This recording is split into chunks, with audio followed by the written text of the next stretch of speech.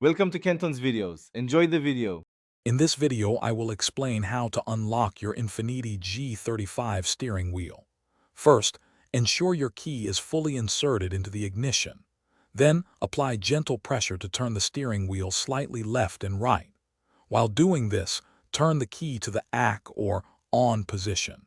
This action should release the locking pin, allowing the steering wheel to move freely. It's a common safety feature designed to prevent theft. If the steering wheel remains locked, don't panic. First, confirm your Infiniti G35 is securely in the park gear. Sometimes, a slight shift can help. Next, if you have a spare key, try using it, as a worn key can sometimes cause issues.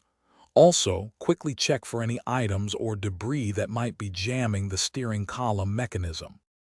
For a stubborn lock, you might need to apply a bit more firm pressure to the steering wheel while turning the key. Remember, it's a balance of force and timing. Try wiggling the wheel more vigorously from side to side as you attempt to turn the key.